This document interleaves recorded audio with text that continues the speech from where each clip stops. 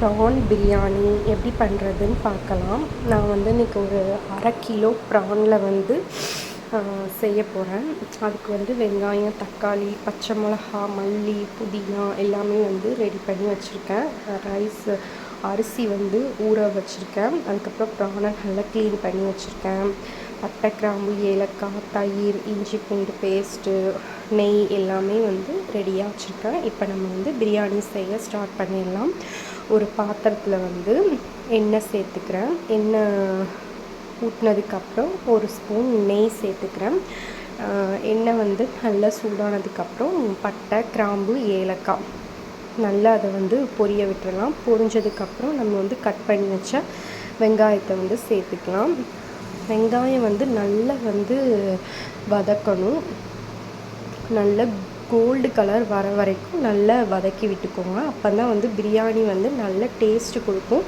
நீங்கள் வந்து எந்த அளவுக்கு வந்து கோல்டு கலரில் இப்படி வதக்குறீங்களோ அந்த அளவுக்கு வந்து உங்களுக்கு பிரியாணியுடைய டேஸ்ட்டும் நல்லா இருக்கும். இப்போ வந்து இஞ்சி பூண்டு பேஸ்ட்டு சேர்த்துக்கலாம். கொஞ்சம் மஞ்சத்தூள், கொஞ்சம் மிளகாய்த்தூள் சேர்த்து நல்லா வந்து கலரி விட்டுக்கோங்க.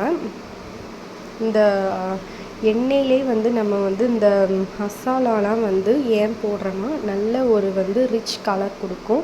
அதனால தான் நம்ம வந்து சேர்த்துக்கிறோம். நம்ம வேறு வந்து எந்த கலர் பொடியும் எதுவுமே வந்து சேர்க்கலை.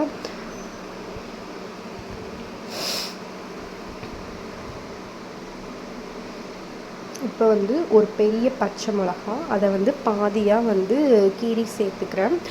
மல்லி, புதினா கொஞ்சம் கொஞ்சம் சேர்த்துக்கலாம்.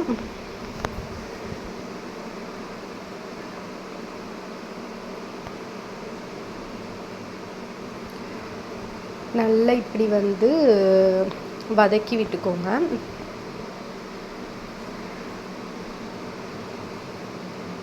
அதுக்கப்புறம் நம்ம வந்து ஒரு ஸ்பூன் சால்ட்டு சேர்த்துக்கலாம். இப்போது தயிர் கொஞ்சம் சேர்த்துக்கலாம்.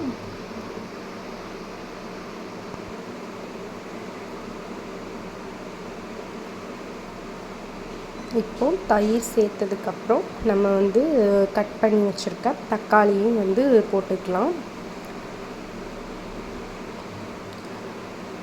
தக்காளி வந்து நல்லா வந்து மேஷ் ஆகணும். அந்த அளவுக்கு வந்து நல்லா வதக்கி விட்டுக்கோங்க.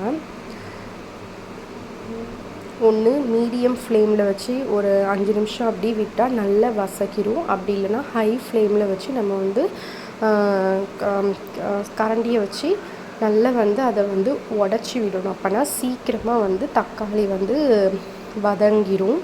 இப்போ வந்து நம்ம க்ளீன் பண்ணி வச்சுருக்க அந்த ப்ரானையும் போட்டுக்கலாம். மசாலாவுடைய இந்த ப்ரானையும் நல்லா வந்து வதக்கி விட்டுக்கோங்க. அந்த எண்ணெயிலே வந்து இந்த ப்ரானும் நல்லா வந்து வதங்கணும்.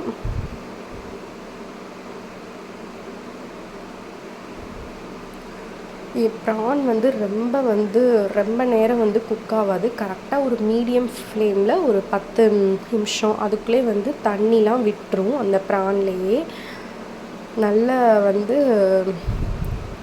குக் ஆயிரும் ப்ரானு.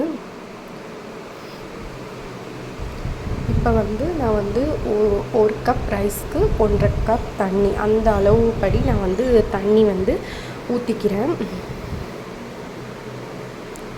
தண்ணி ஊற்றினதுக்கப்புறம் நல்லா இப்படி கொதித்ததுக்கப்புறம் நம்ம வந்து தண்ணி எல்லாத்தையும் வடித்து அரிசியை வந்து சேர்த்துக்கலாம். நல்ல ஹை ஃப்ளேமில் வந்து நல்ல கொதி வந்ததுக்கப்புறம் மீடியம் ஃப்ளேமில் போட்டுருங்க. போட்டுட்டு நல்ல தண்ணியும் அரிசியும் கொஞ்சம் சமமாக வந்ததுக்கப்புறம் நம்ம வந்து தம் போட்டுடலாம். மீடியம் ஃப்ளேமில் போட்டு தம் கரெக்டாக ஒரு 20 மினிட்ஸ் ஆச்சு போடுங்க. அப்போ தான் பிரியாணி வந்து நல்ல உதிரியாக நல்லா வந்து வரும்.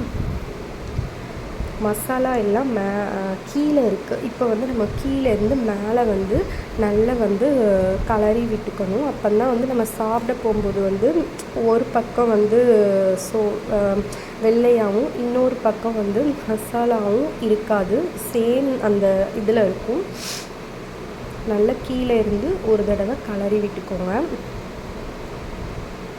அவ்வளோதான், நம்மளோட சூப்பரான ப்ரான் பிரியாணி ரெடி. உங்களுக்கும் ப்ரான் பிடிக்கும்னா நீங்கள் கண்டிப்பாக ட்ரை பண்ணி பாருங்கள். எனக்கு சிக்கன் மட்டனை விட எனக்கு ப்ரான்னா எனக்கு ரொம்ப பிடிக்கும். ப்ரான் பிரியாணி நீங்களும் ட்ரை பண்ணி பாருங்கள்.